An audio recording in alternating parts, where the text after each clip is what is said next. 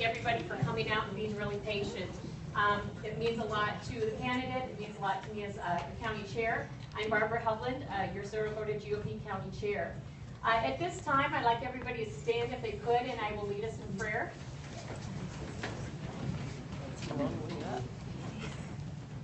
Gracious God, help us to live in your likeness, love one another, and help our neighbors in need. We pray for those who are struggling and those who are suffering. We pray for our military, our country, our nation, and our leaders. We pray for Carly today and ask for your blessings for her and her family. May each of us continue to do your good work and speak the truth. In Jesus' name we pray. Amen.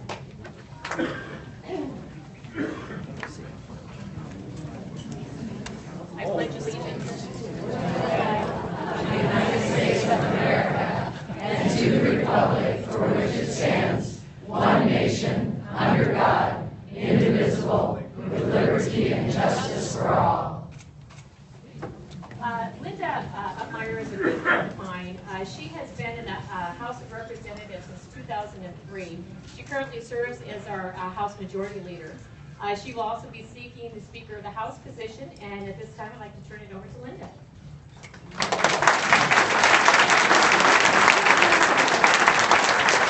Good morning. I know very well that you did not come to hear me speak this morning, but I just want to thank you for coming because it's such a wonderful opportunity to get to hear each and every one of the candidates.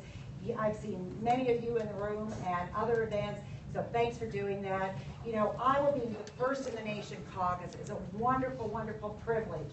It's also a responsibility. And you are demonstrating how seriously you take that responsibility. And I'm just here to remind you to be sure and close the loop. Come to the caucus, vote for the candidate that you choose. After all the vetting, after all the listening is done, be sure and show up for the caucus, because that is the thing that's going to make sure that I will remain First in the Nation caucus.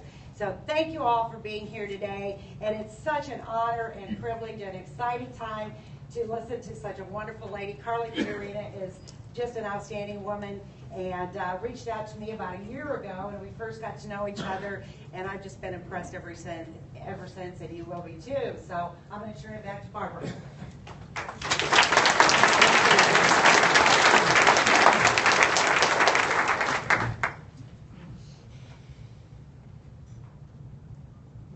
Are we good? Okay.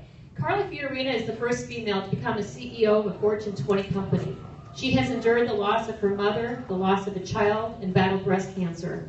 Carly writes in her book, and quote, "When Lori died, my personal relationship with Jesus Christ saved me," end quote. Carly has a strong message for all Americans, and that is we all have potential. Our founders knew it too. To use your God-given gifts is a right that comes from God and cannot be taken away from government, by government. Carly is a firm believer that free markets unleash human potential. She has authored 2 books, Tough Choices and Rising to the Challenge, My Leadership Journey. Carly is the real deal. She has lived the American dream, and I would be proud to call her our first female president. Welcome, Carly Fiorina.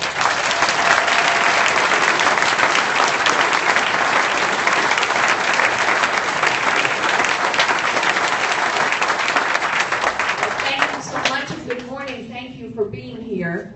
I'm going to keep my remarks extremely short because I would much rather take as many questions as I can from all of you today.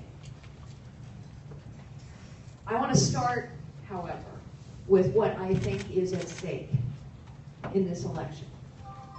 I started out, as you heard, as a secretary in a 9-person real estate firm. I would go on eventually to become the chief executive of the largest technology company in the world, and now I am running for the presidency of the United States, and I am keenly aware, having lived and worked and traveled all over the world, that my story is only possible in the United States of America. It is only here that a woman can live the life that I have lived. And I believe that that is what is at stake now. You see, I've learned over and over again in my life what my mother taught me when I was 8 years old. One Sunday morning, my mother looked at me the way moms can look at their children, and she said, What you are is God's gift to you. What you make of yourself is your gift to God. Everyone is gifted by God.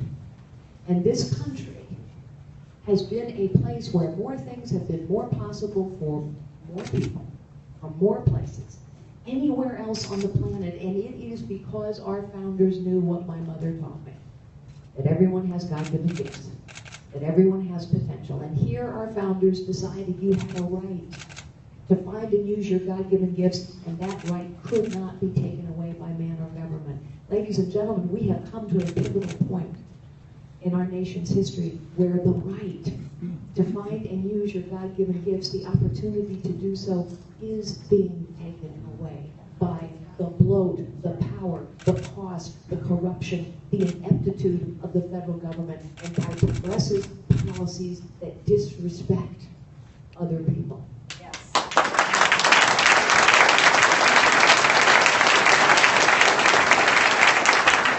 That's what is at stake in this election. Is not just about a Republican beating a Democrat, although we have to beat the Democrat nominee. It is not just about getting this economy going and growing again, although we must, so that every single American, regardless of their circumstances, has an opportunity to fulfill their potential. It's not just about restoring American leadership in the world, although this election is surely about that. Because when America is not in the leadership business, the world is a very dangerous and tragic place. And it is not just about finally holding the federal government accountable, cutting it down to size, so that it serves once again a public purpose. It is also about, and I will stop with this so I can take your questions, it is also about our core principles and values. I was asked on The View several months ago. I was asked, yes, oh boy, it's right. But I will go anywhere, and I will talk to anybody, and I will answer any question. I was asked, why are you a conservative, Carly? And I said, because I know.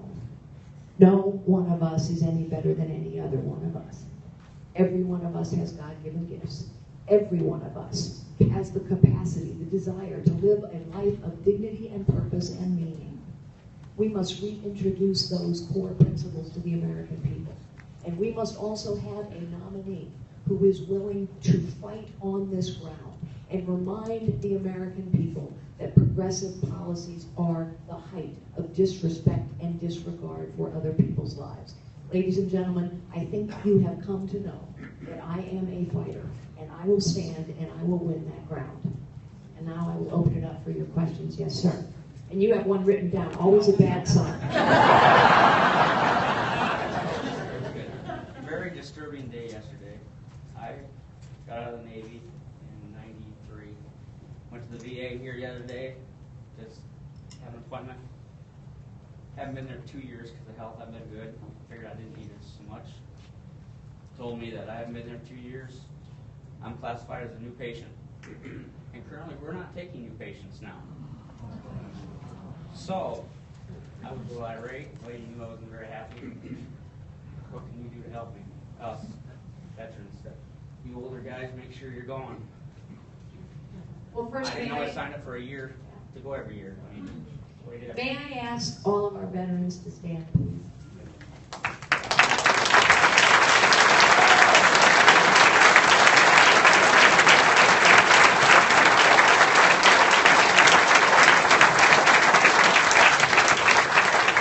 We are grateful for your service. Listen to that story.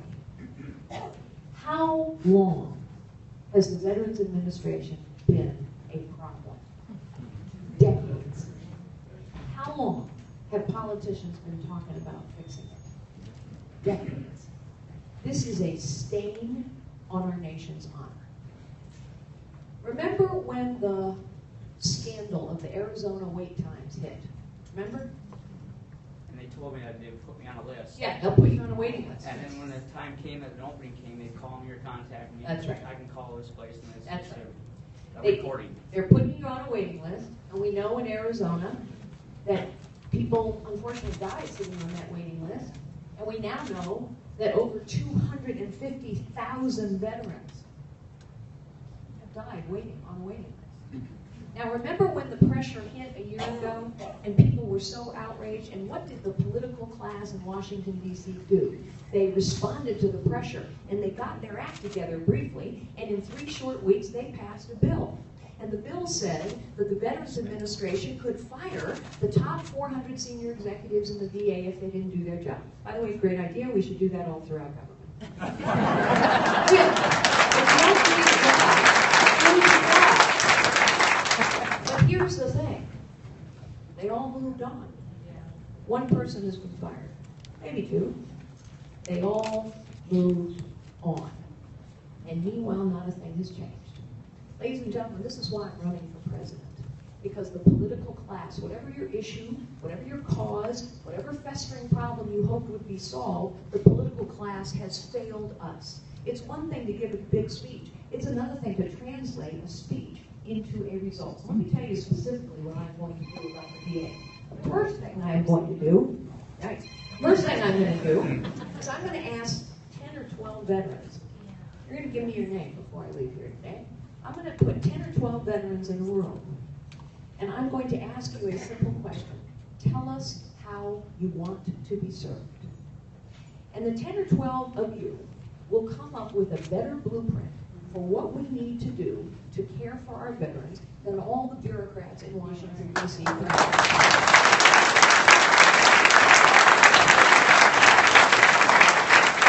that will be our blueprint for change. The VA needs top to bottom overhaul. We can't tinker around the edges here. So let me tell you another thing that I'm going to do. You know, let me digress for a moment if I may.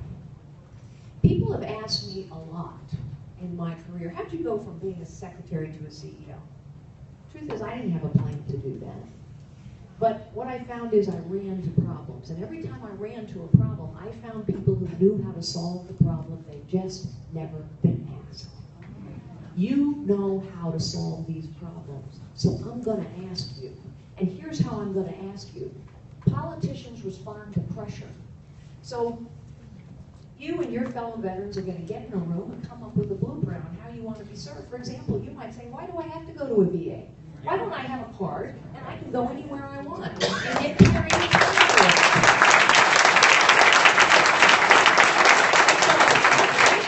Let's say that's what you come up with. And I'm going to go into the Oval Office on a regular radio address, and I'm going to say to you, because politicians respond to pressure, you know that. It's how that bill got passed. I'm going to say, fellow citizens, please take out your smartphones. I'd like you to answer a question for me. Do you believe that we should implement, on behalf of those who have served us, this plan that allows them to take a card and go anywhere they want for their medical care? Press 1 for yes on your smartphone, 2 for no. Ladies and gentlemen, this technology exists. We can use technology to harness the power, the wisdom of the citizens of this nation. And I am willing to bet that on a whole series of really important questions, you are going to press 1 for yes. And the political class will move. That's how we're going to get real change in Washington, with leadership and citizenship and citizens who know the answers, telling the politicians what the answers are.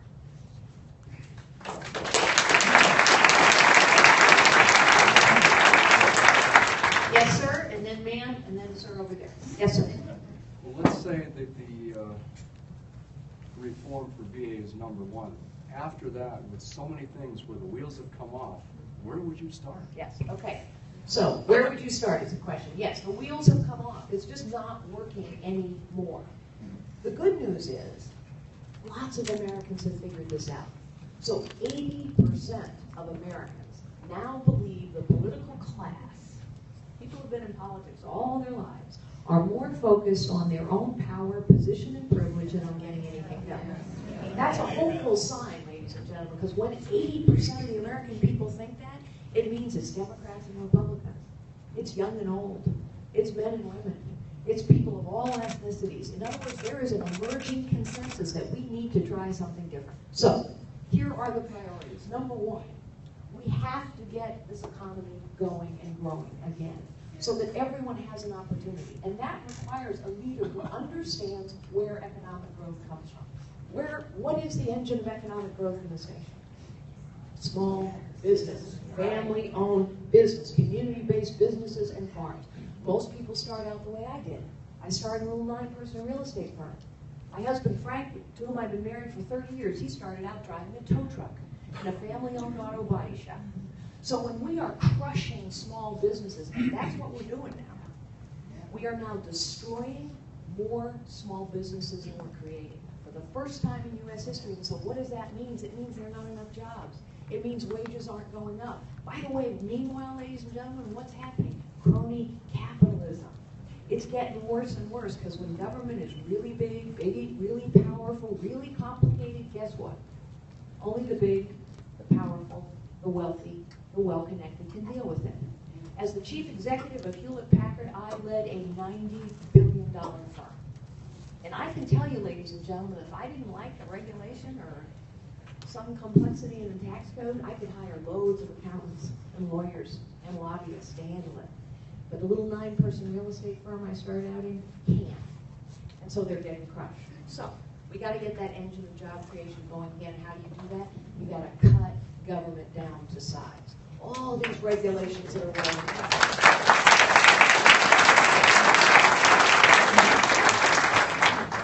73,000-page tax code crushes small business. It ought to be about 3 pages. All this regulation that's getting rolled out. Not only is it crushing our economy, but it's destroying lives and livelihoods. Did you know that at the end of this month, the EPA will control 95% of the water in Iowa?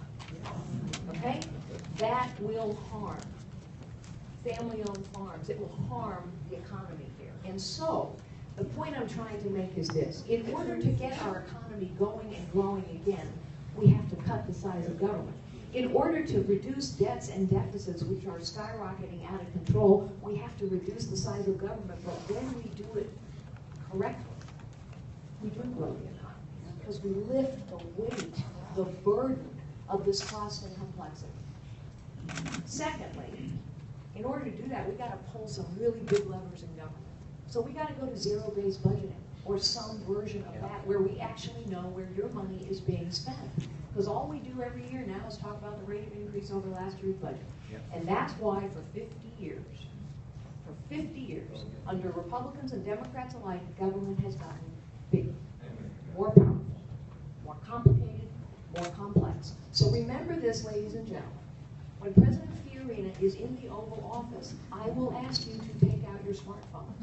And I'm going to ask you, do you think we need to know where your money is being spent? Press 1 for yes, 2 for no.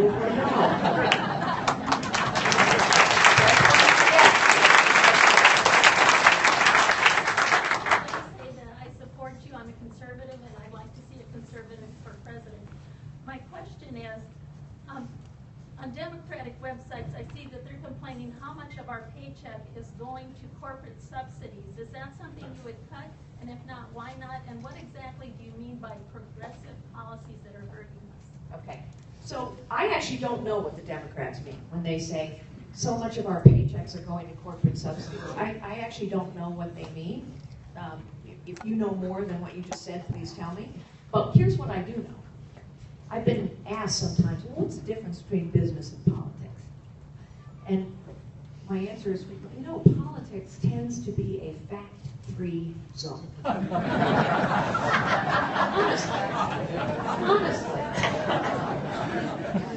I can remember being asked by a reporter here in Iowa, well, you know, Carly, you're not used to being held accountable for everything you say. Really? Really? I was the chief executive of a publicly traded company. And because of that, every single result we produced had to be reported in excruciating detail every 90 days. And every 90 days, I had to stand and be held to account for every single result. And if I misrepresented those results, I could be held criminally liable. Now imagine for a moment if we held politicians to that scale. Imagine for a moment. So honestly, I don't know what they're talking about. But here's what I do know. Hillary Clinton runs around railing against dark money and people putting money into politics. Meanwhile, she is raking the money in, man, from all of the people that she criticizes. She's raking the money in from Wall Street firms. She's raking the money into her super PAC, but oh, that's a bad thing. So I don't know what they're talking about. Here's what I do know. Crony capitalism is alive and well, and progressive policies make it worse. Because the bigger, the more complicated government becomes, the less able the small and the powerless are to deal with that big, complicated government. And so the big get bigger, and the wealthy get wealthier, and the powerful get more powerful. And you go look at any state in which progressive policies have been in place for a long time, and you will find greater income inequality, less jobs, wealth concentrated at the top, a lot of big companies and not very many small companies. California, case in point. I spent 12 years in California. They have about now 130 billionaires at last count. Good for them. And the highest poverty rates in the nation. The exodus of the middle class. The destruction of industry after industry after industry. That is what I mean when I say progressive policies are bad for people. Because they are. Look at how long progressives have been talking about helping out African Americans or Hispanics. And what do you see in poor African American communities? Worse. More poverty, fewer jobs, more drug abuse. It's not helping people. So that's the battle we have to have, because progressives would like us to believe that they care. Really. Then why, with the head of the Chicago Public Teachers Union, while the teachers were striking in Chicago, the issue, of course, was teacher accountability in the classroom. Why would she say, we can't be held accountable for the performance of students in our classroom because too many of them are poor and come from broken families? What was she saying? She was saying, if you're poor and you come from a broken family, you don't have God-given gifts, you don't have potential, you can't learn, and we're not going to teach you. That, ladies and gentlemen, is the height of disrespect and disregard.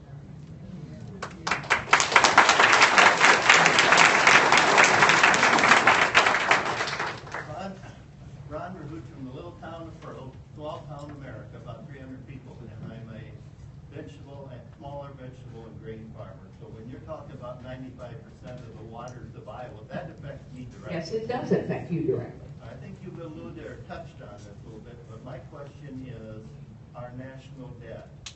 We can't keep spending money we don't have. So what is your plan, or how do you feel about our national debt? Because if we keep raising it, we're going to be just like Greece. That's right. And there's nobody to bail us out. That's right. So it's interesting that all of these problems are interrelated, and we know the answers to every one of them. Every problem we have can be solved. So how do you reduce debts and deficits? There are only two things you can do, right? Grow the economy, cut spending. Grow the economy, cut spending. Grow the economy, cut spending. When we cut spending in the right way, we help to grow the economy. It's like two sides of the same coin. So if you, for example, this is one of the first things I would do.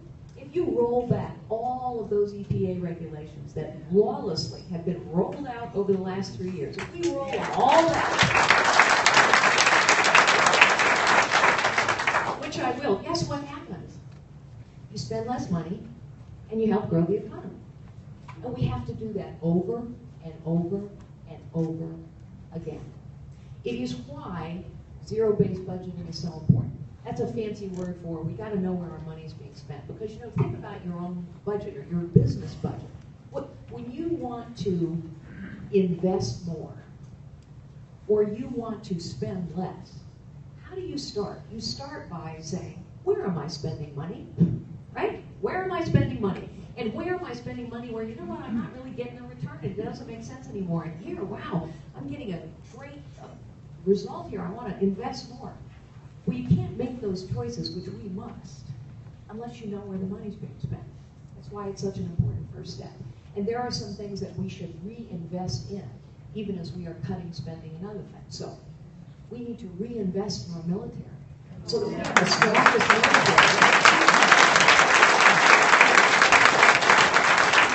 We have to have the strongest military on the face of the planet. Everyone has to know it. We have to care for those who have already served us.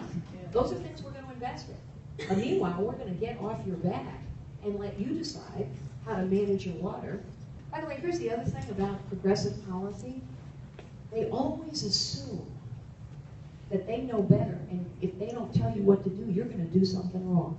Well, you know what? I'm willing to bet that you're going to manage the water on your family farm a heck of a lot better than some bureaucrat 2,000 miles away is going to do.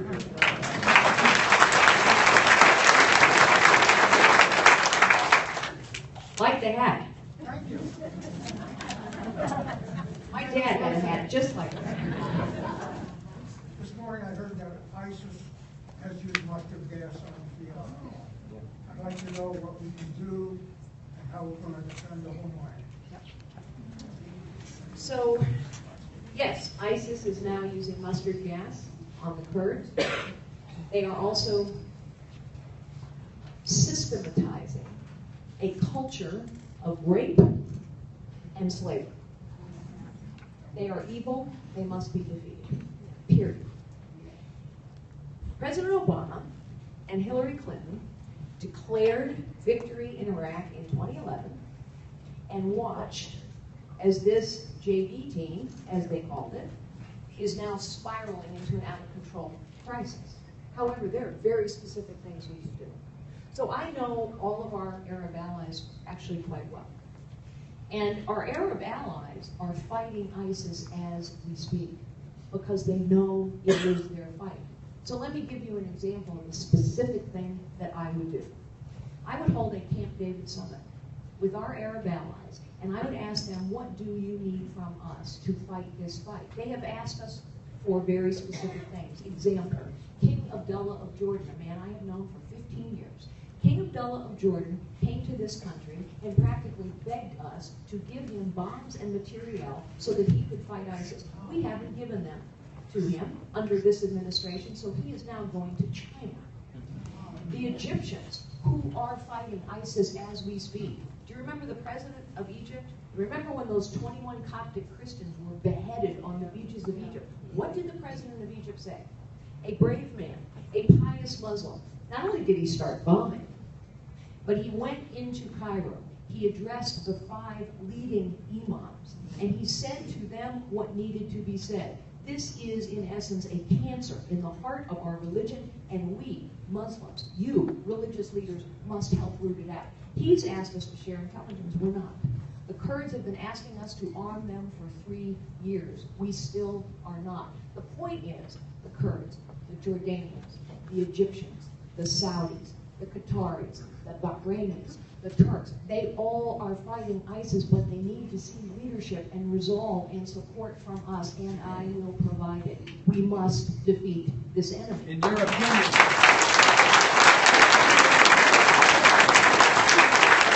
I want to say one other thing on this, because it's very important, and I will come to you, sir. It's very important. When the United States of America does not lead, the world is a very dangerous and a tragic place. Right. Yep. President Obama has continued to present a false choice to the American people. The false choice is always this: if you don't agree with what I'm doing or not doing, the only option is for us to march off to war. It's simply not true.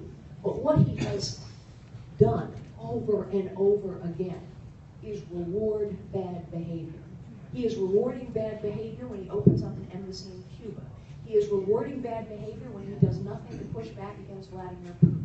He is rewarding bad behavior when he says to Bashar al-Assad, here's a red line, and then does nothing.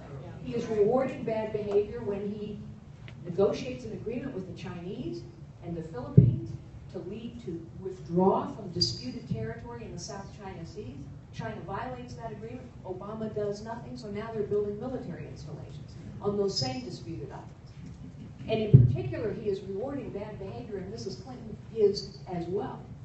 When we are purposefully attacked on the anniversary of 9/11 in our embassy in Benghazi, Libya, and instead of saying this is a terrorist attack and we will seek retribution, the Secretary of State of the United States gets on television the next day and apologizes for a video. So,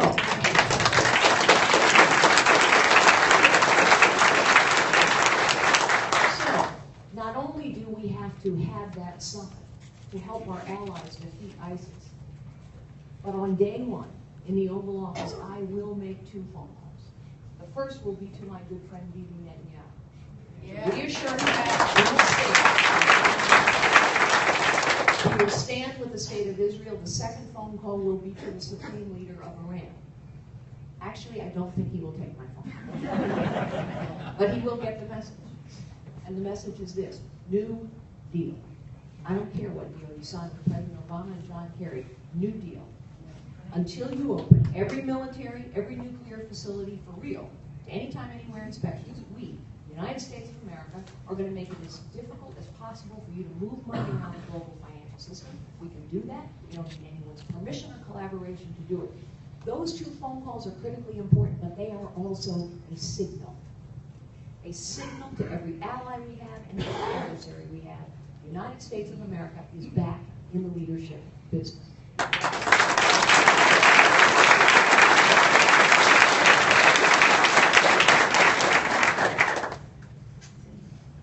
Here in Iowa, it appears to me that American uranium is going to Canada, from Canada to the Soviet Union, from the Soviet Union to Iran, and Iran... Yes, thank you, Clinton Global Initiative.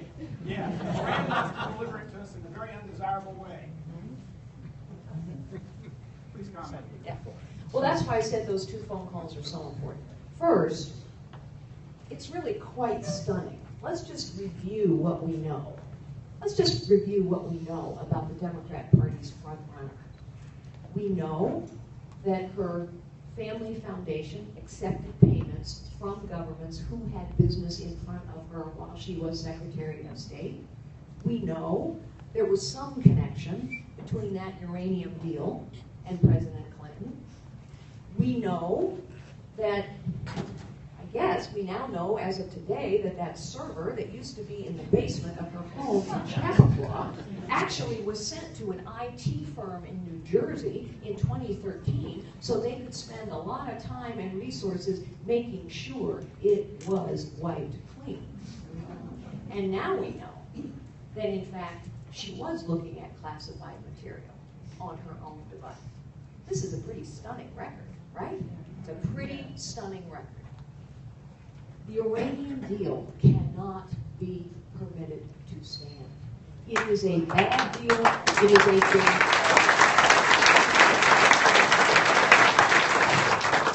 And it's important to understand, I really hope that Congress will vote this deal down. But even if they do, the rest of the world has moved on, ladies and gentlemen. China and Russia have never been on our side of the table. They have always been on their side of the table. And their side of the table is they want Iran's economy opened. And they want to help the Iranians build up their nuclear and military capability. And so it is why we must stop the money flow. We have a huge amount of leverage. We have a huge amount of leverage on whether or not banks will do business in Iran. I will use that leverage. We have a huge amount of leverage over whether or not Iran can actually move money around. I will use that leverage. We have to stop the money. And the Iranians, as well as the Chinese, as well as the Russians, as well as every other adversary we have, they must know that the Commander-in-Chief of the United States of America will stand up to them. And I will.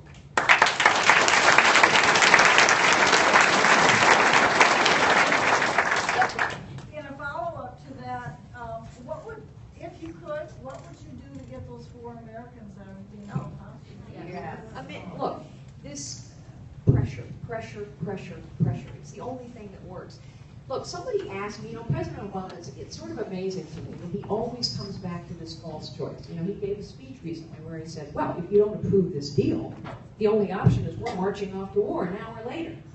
There is no alternative, he said. Then, by the way, he compared anyone who objected to this deal as equivalent to the Iranian hardliners who marched through the streets chanting death to America. Stunning, really. Well, here's an idea, Mr. President. One alternative to this bad deal would have been a better deal. A better deal. President Obama, John Kerry, Hillary Clinton, they violated every rule of negotiation. I've negotiated a lot of really big deals in my life. Granted, not a nuclear deal. But there's some rules in any negotiation. You actually know what they are if you think about it. Rule number 1, know what your goals are and stick to them. We just gave up on every goal we had. Rule number 2, walk away from the table. Because if you don't walk away from the table, nobody believes you're serious about your goals. We never walked away. We just kept talking, kept talking, kept talking.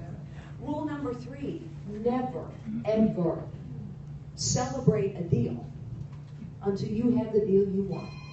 So here we have the President of the United States marches into the Rose Garden and celebrates a strategic, historic accomplishment with Iran, and he doesn't even have a deal. So guess what the Iranians do for the next 4 months? They negotiate a better deal for them, not for us. They came to the table because we put pressure on them. We got to put pressure on them again. Only this time we're not going to go to the P5+1, and we're not going to ask the UN if they'll join us. We're just going to do it. We're going to use the leverage we have, which is considerable. Do you like the flat tax or the fair tax? Do I like the flat tax or the fair tax? Let me tell you, we got a great idea. I like both those ideas. We have great ideas. Seriously. How many times have we talked about tax reform in an election season? How many times have we talked about this? Okay, we talk about it every election. Right, tax reform, and everybody rolls out great ideas. Look, ladies and gentlemen, our problem is not a lack of good ideas. There are think tanks in Washington, D.C. that have been churning out good conservative tax reform ideas for decades. The flat tax is one, the fair tax is another, and guess what? It never happens. And it never happens because the political class doesn't know how to make it happen. They'll tell you what you want to hear, but it never gets done. So here are my 2 criteria for tax reform. By the way, remember, 1 for yes, 2 for no. Okay? Here are my 2 criteria. Criteria number 1. Instead of a 73,000-page tax code, which is what we have today, it needs to be about 3 pages.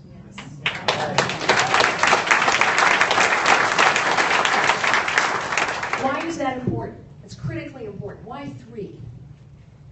Doesn't take long to read. Doesn't take that long to read. Yeah, exactly. Why 3? Because guess what? You don't need an accountant or a lawyer to figure it out for you. You know, common sense tells every single one of us, if something is so complicated I don't understand it, I'm getting taken advantage of. That's a fact. So we have a tax code that takes advantage of people who can't hire the accountants and the lawyers and the lobbyists. And meanwhile, you're a big company like Hewlett-Packard, you're a wealthy individual. You can figure out what all those loopholes mean for you. So it better be about 3 pages. Second criteria. I am tired of Republicans talking about revenue-neutral tax reform. What we need is revenue-reducing tax reform. The government spends too much.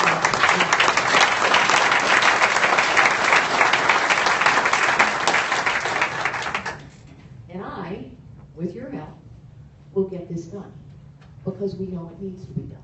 But we got to put pressure on all those special interests, all those lobbyists, all those politicians for whom complexity works. Yes, ma'am? And then we'll go over here. As the mother of 2 adopted Latin American children, I'm interested to know your opinion of John McCain's solution to the border situation on our southern border. Well, I may not be familiar with all of the specifics of John McCain's solution to the border, but I will say this. How long have we been talking about the border? 30 years. How long has the border been insecure? 30 years. Every election cycle, people roll out solutions to the border. Of course we have to secure our border. A nation that cannot secure its border cannot protect its sovereignty. It's wonderful that you've adopted Latin American children. Honestly, God bless you. That has nothing to do with securing a border. So what does it take to secure a border? Again, this is not rocket science, folks. What does it take? Money, manpower, technology, But mostly, apparently, it takes political willpower and leadership. Let's just do this, please. Let us secure the border, north and south. What's another thing we've been talking about for 25 years? The legal immigration system has been broken for 25 years. We have 16 different visa programs. Half the people who are here illegally came on a legal visa and just overstayed and nobody knew. We let the wrong people in. We sent the wrong people home. Did you know that even as we are having this big discussion about border security, we're handing out what are called border crossing cards. And we hand them out to people, and they're supposed to allow them to cross the border for one day, except we don't really check them. So we don't really know if they're coming home. You know what? ISIS has figured out our borders are not secure. So has every other enemy we have. So we have to fix the legal immigration system. We have to fix our borders. And yes, we actually should have an employer verification system that works, and we ought to make it mandatory with real consequences and fines. So again, to me, this is not an issue of not knowing what to do. And it's not an issue of lacking good ideas. And it's certainly not an issue of lacking the technology to do this. But we need to do it. And so that means we need a leader who will actually go get it done. And the political class has failed us on this issue over and over and over. Republicans and Democrats.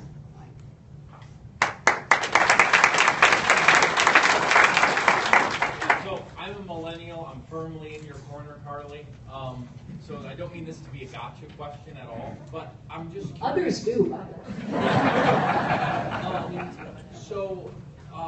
You've been really unashamed about saying that Planned Parenthood should be aggressively investigated and defunded for the things that they're doing. But I also, some of the things you've said have kind of given the impression that you might not be as vehemently pro-life as some other candidates, like pro-life, but maybe open to some exceptions. And perhaps I'm wrong on that. Could you clarify for all of us, when you say you're pro-life, what you mean, including exceptions you might be for, and what priority those pro-life views would take in your presidency? So, thank you for that question. It's not a gotcha question at all. It's a very important question. Let me just start by telling you why I'm pro-life, because I think it matters. Of course, I was raised that way. But then, when I was 23, one of my very dear friends chose to have an abortion. And she asked me to go with her to Planned Parenthood. And I did, because she needed my support. And I watched how they treated her, the fact that they told her nothing about other options she might have. And I watched what that did to her, physically, emotionally, spiritually. Then I met my husband, and I learned that his mother had been told to abort him. But she was a woman of great faith and great courage, and she chose to bring him into the world. She spent a year in the hospital after he was born. But her son, my husband, was the joy of her life. He is the rock of mine. And I think often of how different my life would have been had she made a different choice. And now, of course, I think the reason the majority of young people, the majority of women, the majority of Americans have now concluded, for example, that abortion for any reason at all after 5 months is wrong is because science is making this case for us now. We know now that the DNA in a zygote is precisely the same DNA as the day you die. Sounds like a continuum to me. I wasn't able to have children of my own. And so I know that life is a precious gift. I have also said that in the cases of rape, incest, or the life of the mother, that I would leave that choice between a woman and her God. And the reason I have said that is not because the life that has been created is any less valuable than any other. It is because a woman who has endured rape or incest has had a hideous act of violence performed on her. And I think at that point we need to leave that choice to that woman and her God.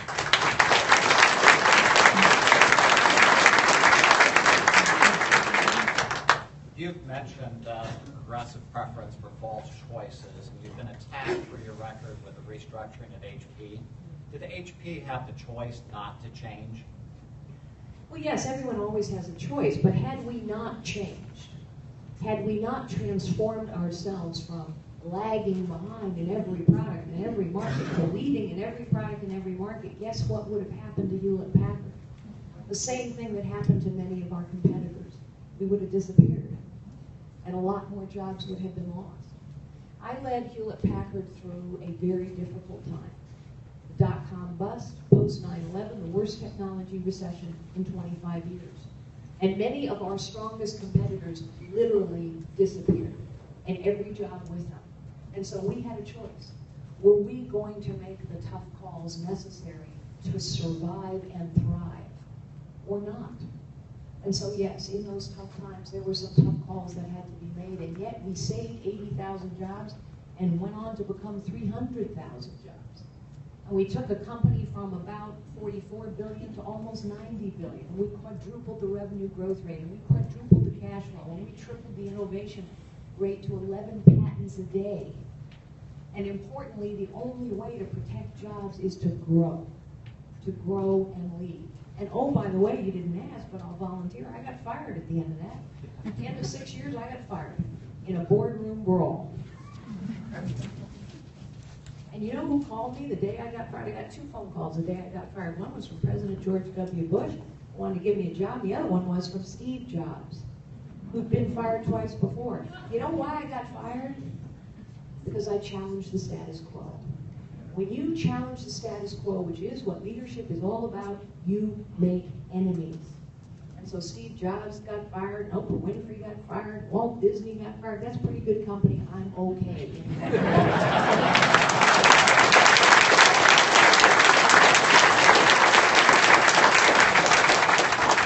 Yes, sir, way in the back. Hi, I'm a junior in high school right now, and I'm looking forward to college and higher education. And as I'm doing so, I'm hearing the horror stories of student debt and the price of college. Can anything be done in government to help me and future students with that? Yes, well, it's such an important question. So, this is how socialism starts. Government creates a problem, and then they tell you they're going to solve the problem. So Hillary Clinton now is saying, I'm going to solve the problem with a $300 billion plan, which I'm going to pay for by taxing the wealthy, to basically retire everybody's student debt and give people a free education. Why do I say government created this problem? Because the cost of higher education has been steadily growing in no small measure, because the federal government keeps getting more and more involved in it. Accreditation processes are very, very expensive. Not only that, the government, the federal government, particularly under President Obama, has been on a campaign to remove choice. So he's going after for-profit universities, for example. Why? The more choices you have, the more choices your parents have, the better off you're going to be. It's kind of how it works, you know? Then they did something else to create the problem. It's not just that they got involved in all these things that are happening in universities and making them more expensive through a set of programs, but then they said, you know, we think there are problems in the student loan industry. So what did they do? They nationalized it, basically. It used to be a competitive industry. Yes, well, that's a good one.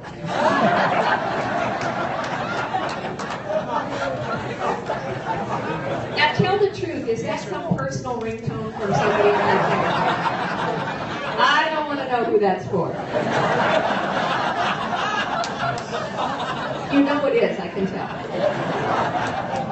The point is, they nationalized the student loan industry. The federal government basically is in charge of the student loan industry. So maybe you didn't know this, but the federal government decides what the interest rate is.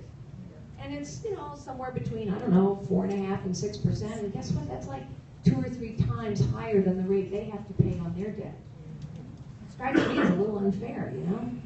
So here's what I would do. I would get the federal government out of all of this. Out of the student loan business. Out of some of these programs that make no sense. I would make sure that college students as well as K through 12 students have as many choices about how to be educated as possible. And by the way, there are a lot of people who should go to a 4-year college, but there are also a lot of people who would be better off in trade school. My husband went to trade school.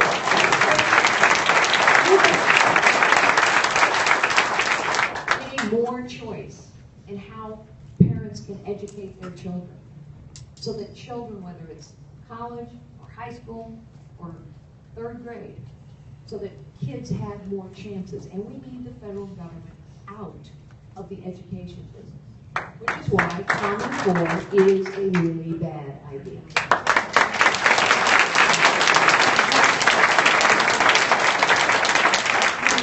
Yes, sir. And then I'll come over here. I'm ready to press 1. Yeah, good.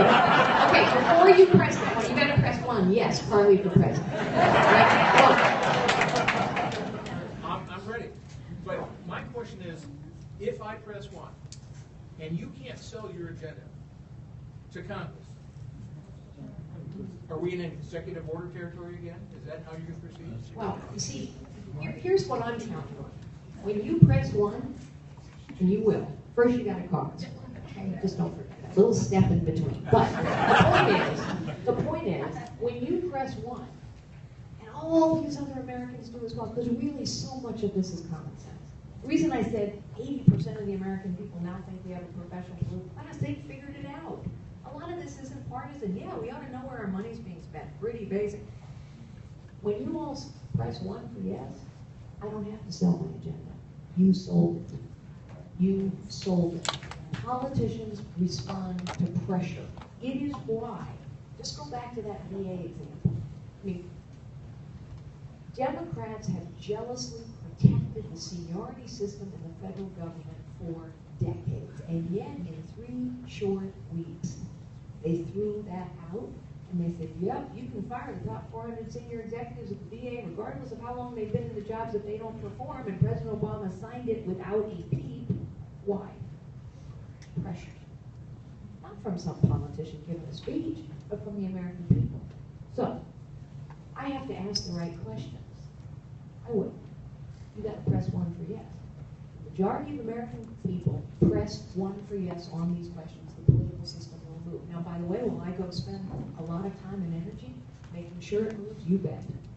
And I think the executive order is an inappropriate use of executive authority. I don't promise I'll never use one. For example, I may need to use one to roll back all those EPA regulations early on. But it's not the way our government was intended to work. We have 3 co-equal branches of government. I respect the Constitution. Here is how our government was supposed to work. Of, by, and for the people. Ours was intended to be a citizen government. So as citizens, you have to be engaged in the process of your government. And technology is a tool to help us do that.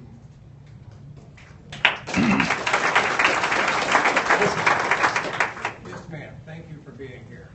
Thank you for being here. I'm tired of proving my citizenship. I'm a Native American. I was born here. I'm a vet. Recently, I went to the vets in Des Moines and had a photo ID made so I could use it on my trips and such. And she said, yeah, I'll take your photo. Let me see your license. She took that, recorded it, and she shot my picture and said, we'll send a card to you. She said, hey, if you'd brought some other documents along, like your passport or your citizenship papers, she said we could have put a symbol up there, an icon for you in the top right of your card, which I do have, without the symbol. But she said you'd have to prove one of those IDs, show it to us. And I said, well, hey, lady, I said, that's really nice of you. But I said, do you have a place up there for Native Americans? She said, no, we don't. And I said, I think you need to find one. And I left it there. I've got my card. Recently, in a nearby county, I stopped to renew my license. Same stuff. She said, well, let me see your license. She said, oh, you need also a passport or your birth certificate. And I said, well, hey, I have my laminated ID or my Social Security card, and I also have a laminated discharge card from the airports. And she said, those aren't good enough. I said, well, I have my insurance card laminated. She said, none of that's any good. I asked her if she had a place for Native Americans. No, I don't. Who brought this in? It's recent. And what the hell is going on?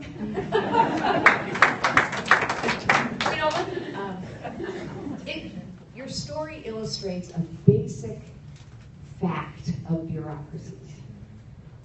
What are bureaucracies?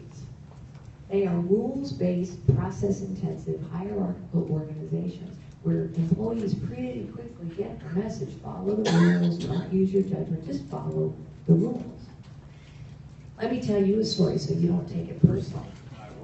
I mean, your story, this is what bureaucracies do. My husband and I, several years ago, moved back home to Virginia, which is where we met and married. It's where our daughter and granddaughters are. And I needed to get a Virginia driver's license. And so I went and I had, my California driver's license. I had all this stuff. And they said, well, actually what we need to see is mail with your name on it and your address. And I said, well, I don't have a bill. It had to be a bill, a utility bill. That was what their rules said. There was this long checklist of things. Well, no. And I said, well, I don't have that because the bills come in my husband's name. Sorry. You can't have a license. I ended up, so, of course, I was getting a little heated, honestly. And I said, really? I had and the guy who was, I think he pushed one of those little buttons. Because a security guy came over and said, ma'am. You know what I ended up having to do? I had to go home. I had to bring envelopes with my husband's name on it. I had to dig out, honestly, I'm not kidding, my marriage license and the deed to our home before I could get a driver's license. It's just how bureaucracies are. Bureaucracies don't function very well when they are not held to account, when there is no standard for performance. And when they get fatter and fatter and fatter. It's why we need to spend less on them. It's why we need to know where our money is being spent. And one more thing. One more, press one for yes, two for no. We have to institute in every bureaucracy in Washington, D.C., and this would help in the DMV too. We have to institute some kind of meritocracy. Pay for performance, not pay for time and grade. We know, for example, every couple months an Inspector General's report comes out that says, honestly, truly, ladies and gentlemen, you can be a federal government employee, you can sit and watch pornography all day long, and you will earn the same pay, pension, benefits as somebody trying to do a good job. So one of the questions I'm going to ask you is, do you think it's important that there are some goals for performance and consequence for non-performance? Press one for yes, two for no. Otherwise, the rules just take over. And by the way, I'm talking about disrespect and disregard, honestly. Imagine that you are someone like you who has a need. How do you feel when you read the DMV? Do you feel respected? Valued? How do you feel when you go through the TSA at the airport, an organization that now fails 96% of the time, according to the latest reports? How do you feel? Respected? Valued? No. Imagine you're a person. Imagine you're a single mom with 2 kids, and you depend on food stamps to feed your kids, and you're trying to face down a bureaucracy like this. We got to cut them down to size and hold them accountable. Okay, I think we have time for one more question. One more question, yes ma'am. Thank you. No pressure now. Save the best for last. Thank you so much for being here. And I'm so thankful that you had us open in prayer. And I'm so thankful of your unashamed Christian stance. It seems like in America that there's almost a reverse discrimination against Christians. Whether you're a wedding cake maker, a pizza establishment, or a photographer for a wedding, and you might not agree with the homosexual lifestyle. If you go to Washington, everywhere you go is all Christian values all around. I've been to DC. It's beautiful. Every American needs to go to DC. It does something to you to see our heritage.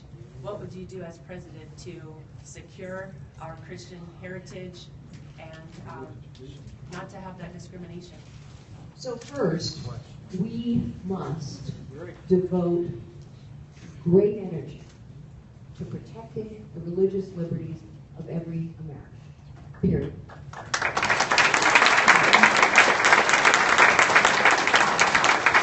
Secondly, one of the roles of a leader is to set the tone. A leader can have a huge impact on the culture, on the environment. And so I unashamedly say that people of faith make better leaders. Why? There's a reason why. Because a leader needs empathy. And our faith gives us empathy. Our faith teaches us that no one of us is any better than any other one of us. All of us are equal in the eyes of God, and we know that each of us sometimes needs a helping hand and someone to take a chance on us. Our faith gives us humility. We know that any one of us can fall, and every one of us can be redeemed. And if a leader is not humble, a leader will not exercise restraint when restraint is called for. And our faith gives us optimism because we know that people can rise to the occasion. We know that there is a better future. And without optimism, a leader cannot change anything. I also believe that we need more prayer in public life, not less. Because what is prayer?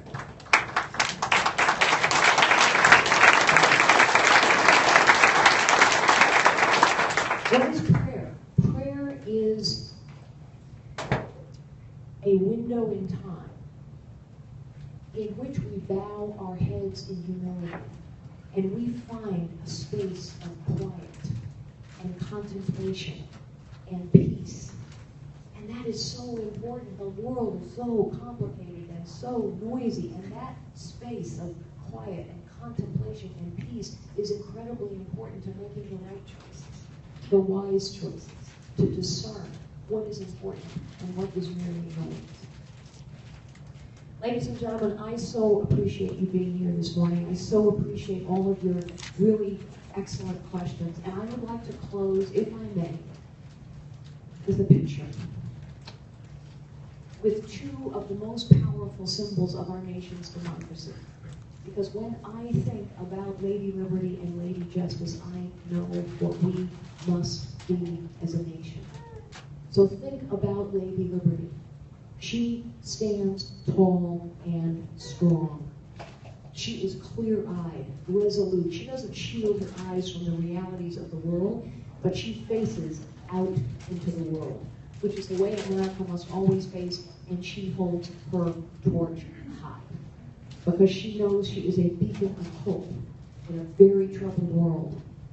And Lady Justice, if you will notice, holds a sword by her side. Because she's a fighter.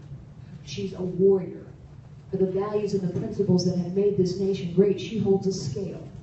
And with that scale, she is reminding us all of us are equal in the eyes of God. And so all of us must be equal in the eyes of the law and government, powerful and powerless alike. And she wears a blindfold. And with that blindfold, I think she is saying that this must be, this can be, a nation in which it really doesn't matter what you look like. It doesn't matter who you are. It doesn't matter how you start. It doesn't matter your circumstances. Here in this nation, every American's life can be filled with the possibilities that come from their God-given gifts, with liberty and justice for all. Thank you so very much, ladies and gentlemen.